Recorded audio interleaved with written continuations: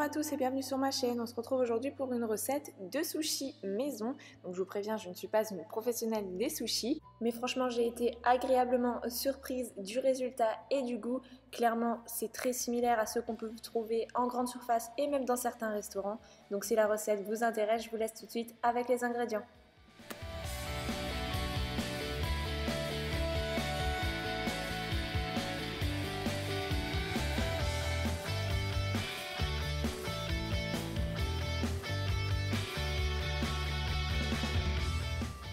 Pour commencer, lavez le riz à grande eau plusieurs fois en l'égouttant à chaque fois jusqu'à ce que l'eau devienne claire.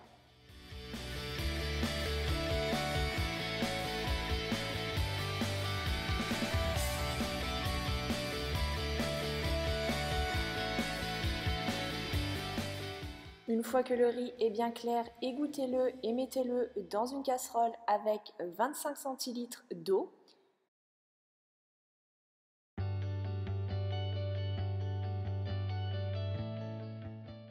Placez la casserole sur feu moyen, couvrez et faites bouillir 2 minutes à feu moyen toujours.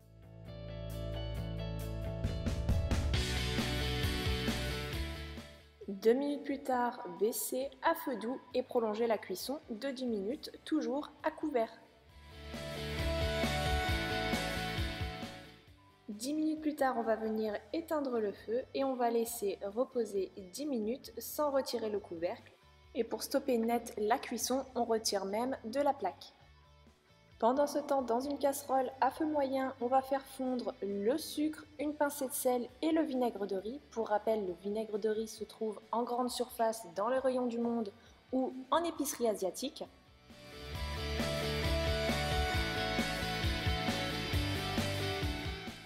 Une fois notre mélange porté à ébullition, on laisse encore cuire 2 minutes et ensuite on réserve de côté.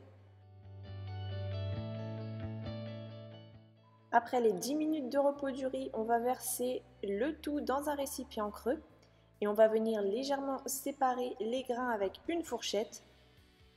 Et ensuite on assaisonne avec notre vinaigre préalablement préparé. On mélange le tout et on laisse totalement refroidir le riz.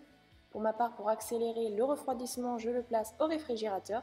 Et ensuite, pendant que le riz refroidit, on va venir tailler toute notre garniture en bâtonnets.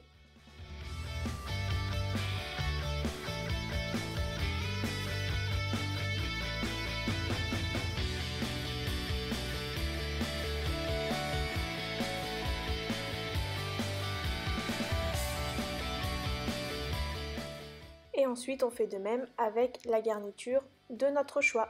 Donc pour ma part je fais des bâtonnets de surimi, de concombre, de fromage frais et d'avocat. Pensez bien à retirer la pulpe des concombres.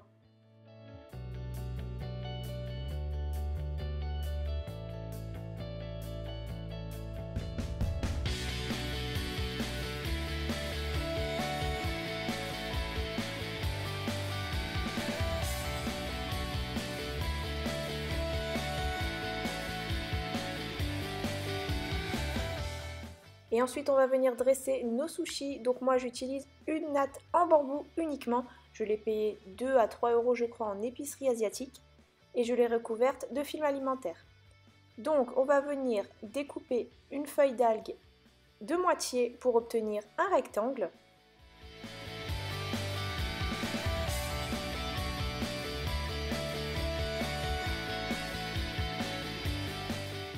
On place l'autre moitié de côté. Et on va venir placer notre feuille d'algue à l'horizontale vers nous comme ceci. Et on la place en bas de la natte. Et on va recouvrir notre feuille d'algue de riz froid. Donc il faut qu'il soit refroidi, c'est quand même assez important afin qu'il ne réchauffe pas le poisson. J'humidifie mes mains pour étaler plus facilement le riz. Et vous allez voir, je vais laisser environ 1 cm de bordure d'algue vers le haut. On laisse cette bordure pour bien refermer le sushi. Donc ça doit ressembler à ça. Et ensuite, on va venir tout simplement déposer notre bâtonnet de garniture. Donc là, j'utilise du saumon et en bas vers moi. Donc vous voyez que la garniture est bien en bas vers moi. et je dépose la garniture de mon choix. Donc là, ça sera kiri et saumon. Et ensuite, je vais venir refermer tout ça très délicatement surtout. Et je vais bien appuyer, vous voyez là, j'appuie bien sur les bords pour faire adhérer le riz sur l'algue afin que rien ne sorte. Ensuite, je déroule ma natte et je refais un tour afin d'obtenir un boudin bien régulier et bien fermé.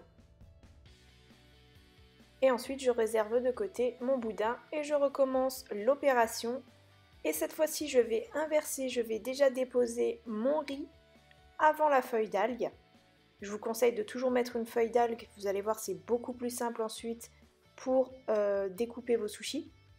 Ensuite j'enlève les bords si j'ai mis trop de riz, moi personnellement je fais comme ça et je dépose de nouveau ma garniture et je recommence l'opération. Donc voilà, je referme, j'appuie bien sur les extrémités afin de faire adhérer le riz, je déplie ma natte et je recommence jusqu'à obtenir un boudin bien régulier de nouveau. Donc en fait, pour bien comprendre, il suffit toujours d'étaler une quantité de riz de la taille d'une demi-feuille d'algue, en fait, comme je viens de faire. Et ensuite, on la garnit. Pour celui-ci, je l'enrobe de graines de sésame. Vous pouvez faire pareil avec des oignons frits, de l'ail frit, c'est vraiment comme vous voulez. Ensuite, quand tous nos boudins sont faits, je utilise un couteau bien aiguisé, c'est important, ou au moins avec des dents. Et j'humidifie la lame. Et je viens découper très délicatement. Donc là, vous voyez pas parce que je l'ai mis en accéléré, mais je découpe vraiment délicatement pour pas que ça s'écrase.